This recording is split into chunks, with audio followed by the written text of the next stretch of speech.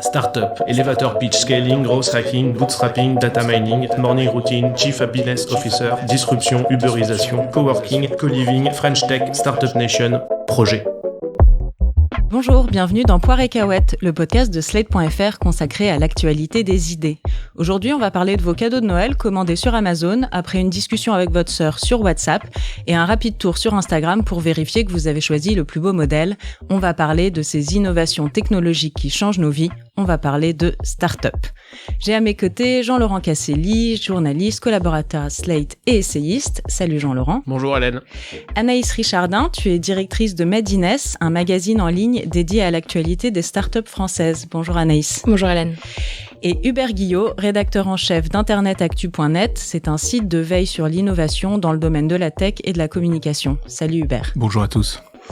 Alors, avec Jean-Laurent Casselli, pour ce nouvel épisode de Poire et Cahuètes, on a choisi 2 essais. Les Possédés, de Lorraine Boudart et Dan Gezelhart, qui est sous-titré « Comment la nouvelle oligarchie de la tech a pris le contrôle de nos vies ». Et le deuxième, c'est « Startup Nation, overdose de bullshit » d'Arthur Degrave. Donc ça, c'est 2 livres qui ont en commun non seulement un style sarcastique assez plaisant, mais surtout de tirer vraiment à boulet rouge sur la Silicon Valley, sur les outils technologiques qu'elle nous fournit depuis 10 ans et sur le rêve entrepreneurial qu'elle nous vend. Jean-Laurent ? Oui, ce sont 2 livres qui racontent comment le rêve californien, celui des autoroutes de l'information et de la société en réseau, imaginé au tournant des années 70 et 80 par des chercheurs, des hippies et des capitalistes d'un nouveau genre, comment ce rêve donc s'est mué en cauchemar. En l'espace de quelques années à peine, écrivent Lorraine Boudart et Dan Gezelhart dans leur essai Les Possédés. Un petit nombre de multinationales ont pris les rênes de l'économie et petit à petit le contrôle de nos vies, jusqu'à redessiner l'intégralité de nos rapports sociaux. Ces nouveaux oligarques de la tech, écrivent-ils, ont inventé le winner take all, cette stratégie de croissance dans laquelle vous devenez soit Facebook ou Uber, soit rien du tout. Ils ont généralisé un mode de management sirupeux et cynique, ils ont renouvelé le culte de la marque, ils nous ont offert la vie en un clic, ce paradis terrestre breveté par Jeff Bezos, le fondateur d'Amazon, masquant les armées de travailleurs du back-office sur lesquels repose cette tyrannie de la commodité. Zuckerberg, Bezos, Musk, Larry Page, Sergey Brin, autant d'entrepreneurs inspirants qui ont la prétention de remplacer tout à la fois l'école, le salariat, la famille et même la nation.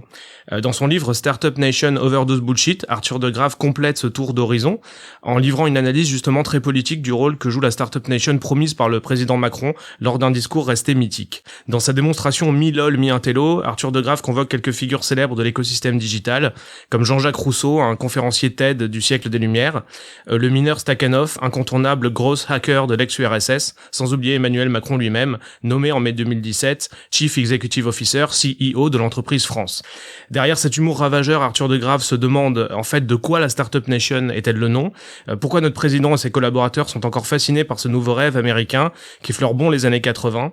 La Startup Nation est-elle un synonyme d'esprit d'entreprise, de méritocratie, de culte de l'individu, de darwinisme social, d'auto-radicalisation des premiers de cordée ou de tout cela à la fois? On peut préciser aussi que les 3 auteurs là dont on va parler, donc Lorraine Boudart, Dan Gezelhart et Arthur Degrave, sont vraiment des fins connaisseurs de l'écosystème des startups et de la tech en général, puisqu'ils ont bossé dedans.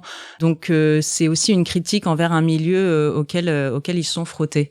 Alors avant juste d'entrer dans le vif du sujet, on a toujours un petit exercice pour mieux cerner nos invités dans chaque épisode de Poire et Cahuètes. Et pour celui-ci, je vais vous demander à chacun et chacune, est-ce que vous avez un compte Uber? Est-ce que vous avez un compte Deliveroo? Et est-ce que vous avez un compte Amazon Prime? Hubert?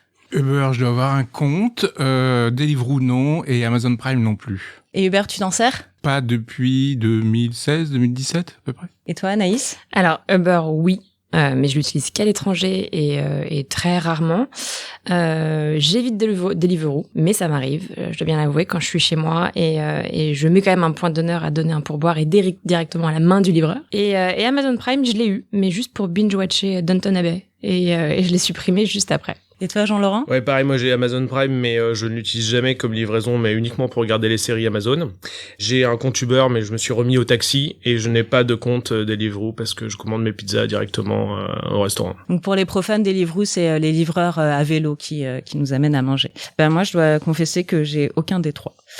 Voilà, je ne suis pas du tout Startup Nation. Anaïs, toi aussi, comme les trois auteurs dont on parle, tu connais très bien l'écosystème des startups. C'est le cœur de ton travail, puisque Madines, c'est un site qui est consacré aux startups françaises. Jean-Laurent parlait dans son introduction d'un rêve qui s'était transformé en cauchemar, le rêve californien transformé en cauchemar. Est-ce que toi aussi, tu palpes qu'il y a un malaise dans le secteur, y compris français? Est-ce que les gens font la gueule à Station F? Alors, je sais pas s'ils font la gueule à Station F. En tout cas, ce qui est sûr, c'est qu'ils y cravachent dur. On sent effectivement depuis quelques mois, moins de 2 ans, un malaise dans le sens où tout le monde s'est mis à faire de la tech à impact, de la tech for good. Qu'est-ce que c'est la tech à impact? C'est vraiment qu'il y a un impact positif sur le monde, qu'il y a un impact positif sur la société. Et la tech for good, alors même si c'est vraiment un label marketing la plupart du temps, c'est vraiment l'inverse de Uber, l'inverse de Deliveroo, d'Amazon Prime. Ok, on est tech, mais on est bon pour la planète, bon pour la société, bon pour les humains. C'est quelque chose où c'est une démarche, alors au-delà de marketing, pas forcément, il y a des vraies boîtes qui font des vraies choses qui sont intéressantes et importantes pour la société, mais on voit bien que ça démange. En fait, c'est un peu comme le greenwashing à un moment. Et aujourd'hui, il y a ça, il y a l'impact washing. C'est qu'on essaye de laver un peu tous les péchés de la tech américaine en se disant que ok, nous on fait pas comme eux en fait, on fait autrement, on fait différemment. Je sais pas moi s'il y a un malaise à Station F. J'ai pas l'impression en fait. Il y a pas de malaise dans les incubateurs, il y a pas de malaise dans les laboratoires d'innovation. Il n'y a pas de malaise dans les lieux d'innovation, ni dans les startups, vraiment. En fait, on ne le trouve pas non plus vraiment chez les utilisateurs, qui restent assez massifs de ces services. Par contre, il est certainement plus présent chez ceux qui mesurent très concrètement les dégâts de ces modèles, notamment, par exemple, les usagers des services, qui se dématérialisent très vite et qui sont un peu perdus face à cette dématérialisation. Les utilisateurs, qui se font coincer dans des flameware sur Facebook ou sur Twitter, les agents des services publics qui sont pris à partie dans les transformations qui sont les leurs aujourd'hui face à la start-upisation du monde, les associations qui sont souvent complètement schizophréniques face à ces outils qui d'un côté vont essayer de faire comme les startups, du growth hacking, de retrouver des utilisateurs, et de l'autre se trouvent confrontés aux limites même des modèles que ces outils imposent en fait. Aujourd'hui, on est confronté à un modèle qui ne produit pas exactement ce qu'on est censé attendre de lui, où la promesse d'efficacité qui est la sienne, de fluidité, d'hypercroissance ne correspond pas à tout le monde. Et je pense que si malaise il y a, il est dans ce constat que dressent un petit peu ces livres parmi d'autres. En fait.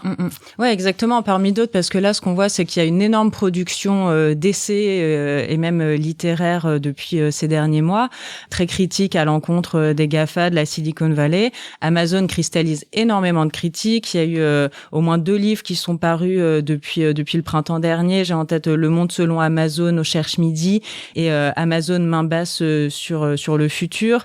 Il y a une tribune signée par pas mal d'intellectuels sur Amazon qui cache une vision du monde que nous devons combattre, que Ken Loach et Alain Damasio ont signé. Il y a eu encore plein d'autres essais. Jean-Laurent, peut-être tu peux nous en parler un petit peu plus. Oui, alors cette année, effectivement, il y a eu le livre d'Antonio Casilli, En attendant les robots, enquête sur le travail du clic, le livre de Diana Filipova, Technopouvoir, dépolitisé pour mieux régner.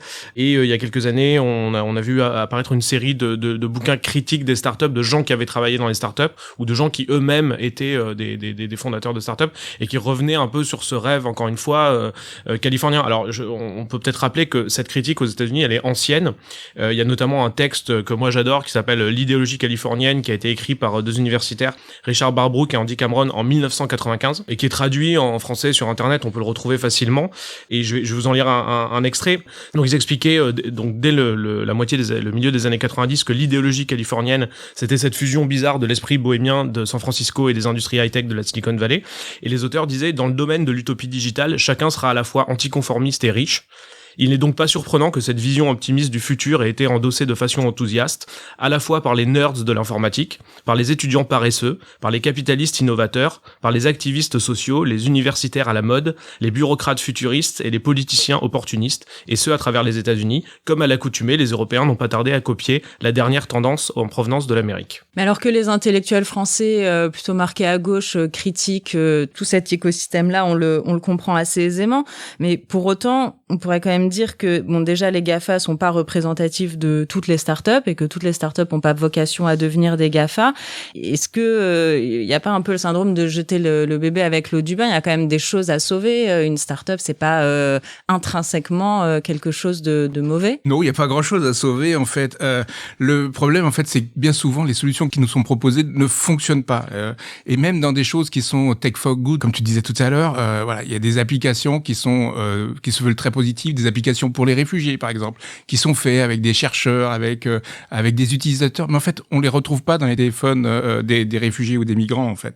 On peut parler aussi de tout ce qui est le côté écologique de ces startups, qui est pas vraiment d'une grande efficacité. Enfin, on a quand même un mouvement qui se met en place et qui fonctionne pas si bien que ça. Et c'est là d'où vient en fait ce techlash, comme on dit, c'est-à-dire ce retour de bâton contre la technologie, qui est né vraiment en 2013 avec les révélations d'Edward Snowden, qui a fait une sorte de vraiment un vrai coup d'arrêt à ces questions-là, et qui est depuis nourri par ce délire croissantiste ultralibéral qui alimente en fait le modèle même économique de ces jeunes pousses, de ces hyper pousses, de ces licornes et de ces startups. Donc c'est toujours cosmétique en fait. Il est vachement question de ça dans les possédés, du storytelling en fait, qui est très très important. C'est toujours avant même le produit, c'est quelle est l'histoire qu'on raconte, quelle est la valeur qu'on vend, et c'est toujours de l'humain, de l'aventure, de la solidarité. Airbnb à la base c'était aller chez les gens et tout, mais ce qu'ils disent avec ironie dans leur bouquin, c'est qui est devenu ami avec un autre Airbnb,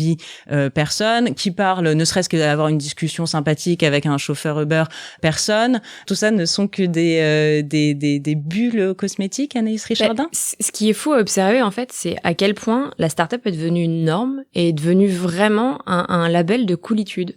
Moi, je vois le nombre de communiqués de presse qu'on reçoit de PME, d'artisans qui se réclament de la Startup Nation et qui se disent startup, alors qu'en fait, pas du tout. Ils ont aucune vocation à grossir extrêmement vite. Ils ont aucune vocation à exploser, à embaucher d'un coup 50 personnes, à pouvoir adresser plusieurs marchés tout de suite. Et c'est juste que c'est devenu vraiment cette espèce de norme de... à un moment, on s'en moquait beaucoup. On se disait, il suffit pas d'avoir un baby-foot pour être cool et pour être une startup, en fait. Et même si on est un peu revenu de ce storytelling-là, on voit quand même que les PME aujourd'hui, et même d'ailleurs des boîtes un peu plus grosses, TPE, etc., se disent on est start-up. Ouais, mais en fait, si t'es né en 1990 et que t'es toujours à 50 personnes, il y a quand même peu de chances que tu sois une start-up. Et c'est dingue comme aujourd'hui, des boîtes qui pourraient parfaitement croître normalement et sans avoir à lever des fonds, etc., se réclament start-up parce qu'aujourd'hui c'est chouette, c'est glamour, ça attire les médias, alors qu'en fait derrière il y a aucune réalité tangible pour être une startup. Oui, et puis moi je très bien sur tu parlais, Anaïs, de la manière dont les entrepreneurs, les entreprises se prennent toutes pour des startups. Il y a aussi la manière dont les consommateurs consomment tous de la startup. Anecdote, il y a 2 semaines, je suis tombé sur Masked Singer sur TF1, donc un soir de week-end, et je suis tombé sur les pubs de TF1.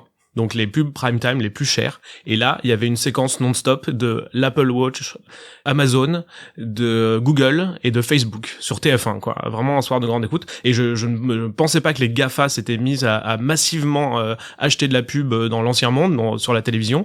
Et c'est fascinant de voir à quel point aujourd'hui ces GAFA sont en train d'aller au-delà de leur premier public, en fait, qui était vraiment les jeunes hipsters de San Francisco et des États-Unis, pour aller chercher monsieur et madame tout le monde. Et là, avec le Black Friday, on a vu aussi énormément de publicité pour Amazon, publicité un peu cynique d'ailleurs, avec des petites sonneries du livreur qui arrive chez vous, et on se rend compte qu'en fait c'est devenu le nouveau monde, c'est devenu le monde de tout le monde, quoi. Voilà. Mais oui, parce qu'il y a bien un paradoxe dans tout ça, c'est que ça marche, et que ça marche hyper bien. Netflix, c'est quand même 150 millions d'abonnés payants dans le monde. Facebook a encore fait 28% de croissance au 2e trimestre 2019. Donc même si on critique, et vraiment à bon escient, avec une conscience aiguë, tout ce qui va pas dans ce modèle-là, force est de constater qu'en fait on les utilise, ces outils, et nous les premiers. Avec Anaïs, on a utilisé WhatsApp pour se parler avant l'émission, on fait des Skype avec nos familles, on a tous plus ou moins un compte Facebook, même si on s'en sert pas. Et en fait, ces technologies sont vraiment complètement entrées dans nos vies, à tel point que parfois on se demande comment on faisait avant. Ce que je voudrais vous demander, c'est Comment ça s'explique, ce paradoxe? Il est question dans Les Possédés et un peu aussi dans Startup Nation de ce que Lorraine Boudart appelle avec humour l'économie de la flemme. C'est-à-dire que c'est quand même des outils qui nous facilitent vachement la vie et du coup, il y a une sorte de tyrannie de la commodité. On sait que c'est pas bien, on sait que c'est des modèles destructeurs, mais bon, c'est tellement pratique que, allez, on y a quand même recours. Alors c'est quelque chose qu'on voit quand même beaucoup, mais il faut aussi sortir de notre prisme parisiano-parisien parce que je pense que on a de plus en plus conscience de ce qui se cache derrière. On peut pas nier aujourd'hui, avec tous les documentaires, tous les reportages qu'il y a notamment sur les travailleurs du clic, donc sur ces petites mains qui alimentent les algorithmes, etc. Que oui, effectivement, enfin c'est la tech qui peut être néfaste, notamment sur le plan humain. Mais après, ces documentaires et notamment il y a eu un cache investigation là-dessus. Il faut voir quel type de population regarde ces choses là et se tiennent informés avec ce type d'information. Et c'est pas forcément toute la France et c'est pas forcément toute la société. Et c'est déjà des gens qui sont déjà un peu informés, qui veulent en savoir plus, qui ont déjà un peu mis le pied dans la porte. Et du coup, c'est vrai que on a beau savoir, on a beau être au courant, même si on fait des choses pour compenser. Moi, typiquement, qui donne un pourboire de la main à la main au livreur Deliveroo, parce que je veux pas que ça passe par la plateforme, je veux pas que ce soit traqué et je veux pas en plus que potentiellement, enfin bref, ça alimente ses stats. Et ben, je continue quand même à commander Deliveroo. Alors beaucoup moins qu'avant, à une période où j'étais un peu moins consciente de toute la réalité qui se cachait derrière.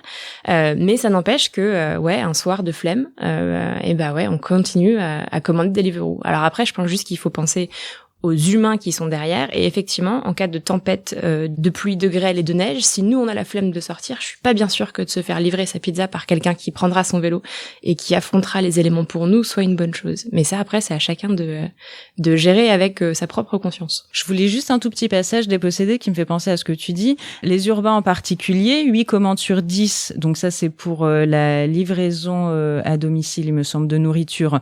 Donc 8 commandes sur 10 sont passées autour de Paris, Lyon et Marseille.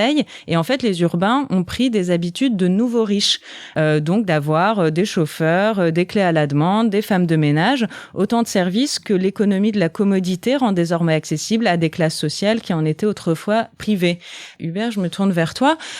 Est-ce qu'il faut pas aussi qu'on s'en prenne un petit peu ou beaucoup à nous, les utilisateurs, et blâmer nos comportements, notre fainéantise, notre ivresse du like, notre narcissisme? Les 3/4 des utilisateurs américains de Netflix considèrent qu'une soirée idéale est une soirée passée devant Netflix et que un Américain sur 4 préfère désormais passer une soirée devant Netflix plutôt que de faire l'amour. Là, pour le coup, c'est pas la faute des plateformes, c'est un peu la faute du genre humain quand même. Heureusement, on n'est pas tous américains. Oui, un comportement de nouveaux riches, mais parce qu'ils sont nouveaux riches en fait, et souvent des employés qui gagnent pas trop mal leur vie par rapport au reste du monde. Je pense que on peut également culpabiliser les utilisateurs. On n'est souvent pas assez réflexif par rapport à ce qu'on fait, à nos pratiques, etc. Mais il y a aussi ce côté où, la commodité n'est pas qu'une tyrannie en fait. Plein de ces services nous rendent des services justement, nous sont utiles, communiquer avec ses proches, pouvoir discuter, envoyer que ce soit des SMS ou des messages, ça c'est utile pour pouvoir se coordonner. Il y a un côté vraiment, on peut faire quand même des choses avec. Enfin, ça, il faut pas l'oublier. S'il y a un tel succès de nombre de ces applications, c'est bien qu'elles nous rendent un service. C'est pas uniquement parce qu'on est flemmard, c'est parce qu'elles fluidifient notre existence et la rendent plus pratique. Donc le génie du numérique, ça reste quand même ce que ça permet. Le problème, c'est l'absence d'espace un peu aujourd'hui, autre qu'entrepreneurial, autre d'autres types de services un petit peu. Moi, je voulais juste rappeler que tout n'est pas start-up aujourd'hui. Hein. On a des Wikipédia, des OpenStreetMap, des Calliopen, des Quant, des DuckDuckGo, des Open Food Facts. On a des tas d'initiatives en fait qui existent aussi. Alors, elles n'ont pas les mêmes moyens. Elles sont plus respectueuses des usagers, plus respectueuses de leurs employés certainement. Et la grosse différence, c'est qu'elles sont pas dans une culture d'hyper-croissance et tout ce qui va avec. Et c'est pas une culture d'entreprise qui est de plus en plus prédatrice parce qu'elle doit faire fructifier son capital au plus vite dans un échéancier de plus en plus court et de plus en plus fort. Je voudrais quand même qu'on aborde un thème qui est hyper important dans tout ça, c'est la question politique qu'il y a derrière ce modèle de start-up, et y compris de Startup Nation. On va écouter Emmanuel Macron, c'était en juin 2017, juste après son élection, donc, au salon Vivatech. I want France to be a startup nation, meaning both a nation that works with and for the startups, but also a nation that thinks and moves like a startup. Le concept même de Startup Nation, Arthur de Grave y consacre une bonne partie de son livre, donc dans Startup Nation Overdose Bullshit. Déjà, il essaie de le définir et c'est vraiment pas simple. Ensuite, il essaie de savoir d'où ça vient. Donc, ça vient d'Israël. C'est Israël qui s'est revendiqué la première et à juste titre comme Startup Nation. L'Estonie aussi est une Startup Nation. Et ensuite, Arthur de Grave essaye de projeter un peu ce que ça impliquerait pour la France d'être vraiment une Startup Nation, parce qu'on peut pas forcément dupliquer des modèles comme ça les uns sur les autres. L'Estonie, c'est à peine quelques millions d'habitants. Voilà, ça n'a rien à voir avec notre modèle à nous. Du coup, Jean-Laurent, pour toi, c'est quoi le projet politique derrière la Startup Nation française? Est-ce que, en gros, ce que veut dire Emmanuel Macron, c'est qu'on n'a pas besoin de Pôle emploi si chacun peut créer sa start-up? Oui, exactement. Comme tu l'as rappelé, Hélène, le discours a été prononcé à peine un mois après l'élection d'Emmanuel Macron, et je pense que ça restera vraiment comme l'élément de langage de son quinquennat. De même qu'on avait retenu le bling-bling de Sarkozy ou mon ennemi c'est la finance de François Hollande. C'est vraiment quelque chose de très fort qui a marqué une ligne politique qui est alors Arthur de Grave justement essaie de la décortiquer dans son livre, et chapitre après chapitre il montre que plus il s'approche du concept, plus il est fuyant, parce qu'en fait on sait pas vraiment ce que c'est que cette Startup Nation. D'ailleurs, Macron dit dans le passage qu'il a prononcé en anglais, je veux que la France soit un pays dans lequel tout le monde fait une entreprise, mais dans lequel aussi l'État se considère comme une entreprise. Donc il y a vraiment là je vais employer les grands mots, le concept de néolibéralisme derrière qui pointe son nez, puisque il est clair que dire à tous les citoyens français qu'ils doivent entreprendre, et dire même que l'État doit être une entreprise, c'est la définition du néolibéralisme par excellence. Donc effectivement, je pense qu'il y a un programme politique derrière la Startup Nation. Je ne sais pas si c'était si clair dans leur esprit à l'époque. Pour Arthur de Grave dans Startup Nation, pour moi, ce qui montre, c'est que derrière, il y a un projet idéologique qui vise à raviver l'idéal néolibéral des années 80, un peu fatigué, comme le décrit très bien Grégoire Chamaillou dans son livre, un idéal qui bat de l'aile aujourd'hui. L'enjeu, c'est continuer à faire croire au mythe méritocratique par un entrepreneuriat vraiment sous stéroïdes, hypertrophié, qui se projette sur le monde et qui projette sur le monde une forme de darwinisme social terminal, qui célèbre l'ultra-réussite, l'ultra-richesse dans un monde où on n'arrive plus vraiment d'ailleurs à comprendre ce que sont devenues les inégalités.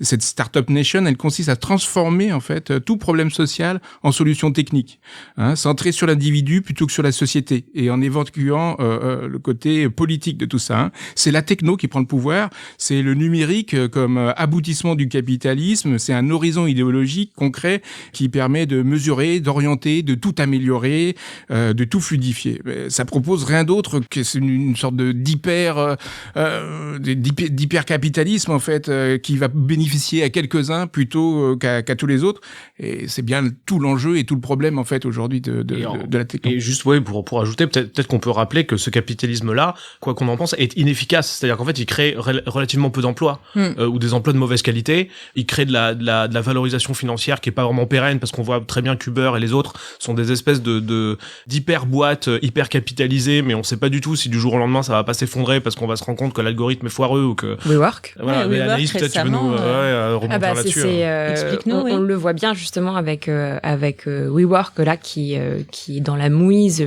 la plus totale, parce qu'en fait on injecte une somme folle de capitaux dans ces boîtes-là, sauf qu'au final, le business model est parfois un peu branlant. C'est parfois compliqué de faire son propre argent, et du coup, on injecte en permanence, avec évidemment un horizon de sortie qu'on espère le plus idéal possible. Sortie, ça veut dire de revente, en fait. Revente, c'est ça, de revente, ou d'IPO, d'entrée en bourse, mais généralement, c'est quand même plutôt la revente, où on se rend compte que là, WeWork est le parfait symbole de ce qui se passe. C'est que Uber est pareil, et sous perfusion de cash, sauf que rien nous dit que dans un an, la plateforme va pas se casser la gueule avec un énième scandale sur Travis, sur le fondateur. Et ça, c'est des choses qu'on voit arriver, qu'on avait anticipées, mais qui n'arrivent pas encore en France. On attend vraiment de voir ce que ça va donner et comment est-ce que les investisseurs vont se sortir de ça, quelle va être la suite pour ces startups-là. Et alors, on parlait de Startup Nation et d'idéal politique. Il faut aussi voir que, même côté de l'État, on a mis en place des startups d'État pour fluidifier, justement, pour permettre aux services publics d'être plus facilement accessibles et toujours via le numérique, hein, évidemment. Sauf qu'il y a quand même aussi en face un autre problème, c'est que tout le monde n'a pas accès au numérique en France. Et du coup, c'est vrai que cet idéal de start-up, toujours, il n'intègre pas la société au global, quoi. Ça ne fonctionne pas, en fait. Ça ne fonctionne pas économiquement, ça fonctionne pas socialement, mais ça fonctionne pas aussi très souvent techniquement, en fait, alors que c'est là-dessus qu'il repose, quoi. Enfin, les technologies de surveillance, par exemple, aujourd'hui, ne fonctionnent massivement pas. Et c'est là tout le problème, en fait. C'est qu'on nous vend du rêve, on nous vend du discours marketing, mais complètement vide, en fait. Sur ce constat assez pessimiste, on va s'acheminer doucement vers la fin de cette émission, puisque dans Poire et Cahuète, un bon débat, ça a un début, un milieu et une fin. Avant de se quitter, je voudrais savoir à qui vous offririez ces livres à Noël, Jean-Laurent Casselli. Alors moi, j'offrirais les possédés soit à des étudiants, soit à des gens qui se lancent dans la Startup Nation, pour qu'ils sachent un petit peu où ils mettent les pieds. Parce que je pense que c'est un livre qui offre des bonnes bases et une bonne synthèse de tout ce qui s'est un peu écrit, voilà, sur cet univers-là. Et Startup Nation Overdose Bullshit d'Arthur de Graaf, je l'offrirais plutôt à Emmanuel Macron, je pense. Anaïs? Startup Nation, clairement, à des investisseurs, parce que ça fait du bien, ça dépeint un portrait que nous, on connaît quand on est dans l'écosystème, mais tellement caustique que c'est très agréable à lire. Et les posséder, peut-être à toutes ces boîtes qui nous envoient des communiqués de presse, se relevant de la startup en leur expliquant qu'en fait, vaut mieux qu'ils restent avec leur croissance normale et que c'est pas plus mal parfois de pas être une startup. Et Hubert Guillot? Les posséder, on peut l'offrir à nombre d'étudiants en école de commerce, ingénieurs, etc. Je pense qu'ils ont une bonne base pour commencer à comprendre. En plus, c'est pas très compliqué, donc ça sera assez accessible pour eux. Et Startup Nation, je pense qu'on peut l'élargir et c'est une bonne idée de l'offrir à des investisseurs et à Emmanuel Macron, mais on peut aussi l'élargir un petit peu au-delà à tous les opposants à un projet de société qui fait pas rêver. Merci Jean-Laurent Casselli, merci Hubert Guillot, rédacteur en chef d'internetactu.net, merci Anaïs Richardin, directrice du site Madines, d'avoir participé à cette discussion. On remet ça bientôt autour d'un nouvel essai. Retrouvez Poire et Cahuète sur slate.fr ou sur votre application de podcast préférée. Si vous avez aimé Poire et Cahuète, n'hésitez pas à vous abonner et à nous mettre 5 étoiles.